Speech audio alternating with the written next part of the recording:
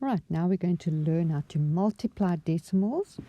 We still do our multiplication sum or our multiplication problem exactly like we always did. And right at the end, I'll show you how to put the decimal in. So let us begin.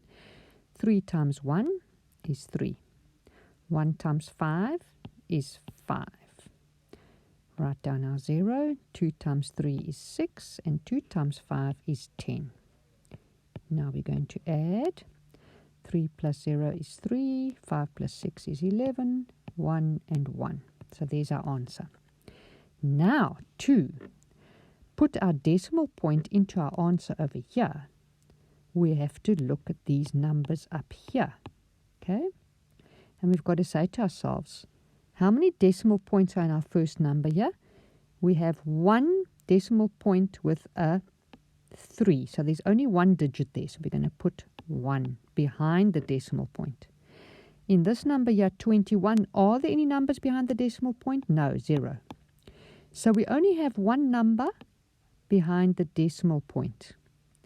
And that number is going to be represented here by counting. From this side, we count back one digit. And we're going to put our decimal point there. Okay? So we know one digit behind the decimal point. So your answer actually is 111.3.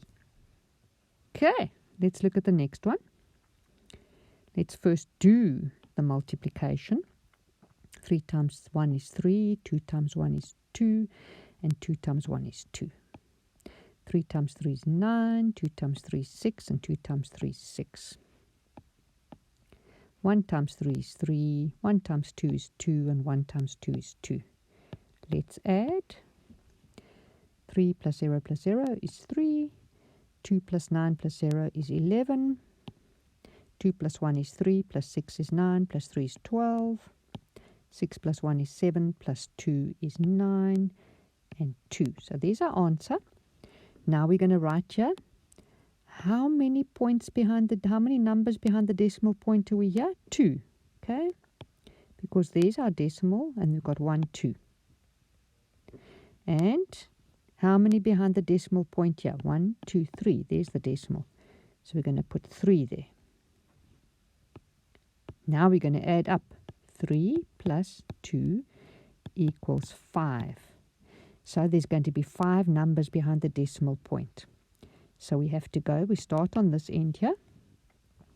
So we're going to count them. 1, 2, 3, 4, 5. Our decimal point's going to go here. And you can just put a 0 in the front. So actually, answer is 0.29213. Okay. So you always have to come back to the top. Look at how many numbers are behind the decimal point. Look at how many are behind it. Add them up, and then you count back. 1, 2, 3, 4, 5. Decimal point comes here, and we can put a 0 in front. Got it. Next one. Let's do this one. We're just going to do a regular times. So 7 times 3 is 21. 3 times 1 plus 2 is 5. 0 times 7 is 0, and 0 times 1 is 0. Plus 1, 5, and 0. Now let's go look at our decimal points. We've got 2 numbers behind the decimal point here. And we've got 2 behind the decimal point there.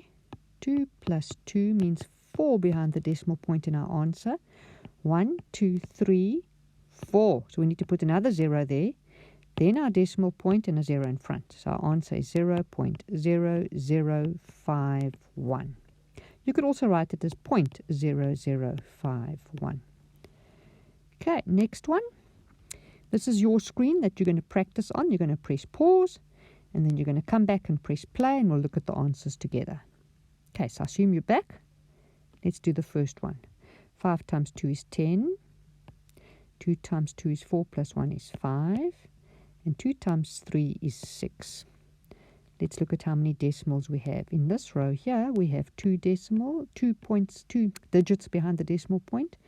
And in this row here, we have 0. That's a whole number that's there.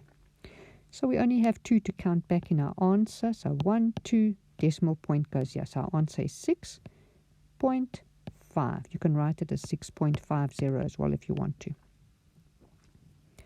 Let's look at the other one. 8 times 2 is 16. 2 plus 1 is 3.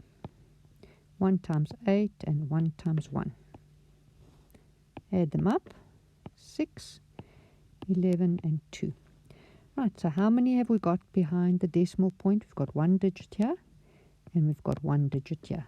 So 1 plus 1, we're going to have 2 behind the decimal point in our answer.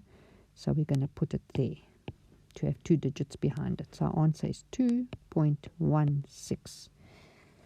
Okay, so you understand multiplying with decimals. You just treat it like a normal multiplication. Then when you've got your answer, you're going to figure out where your decimal point goes by counting in your original multiplicand and multiplier at the top how many decimal points you need to bring into your answer. Try and find some work in your textbooks from school to practice these. These will come with practice. They aren't complicated. You just have to pay attention to the detail. I'll see you in division of decimals.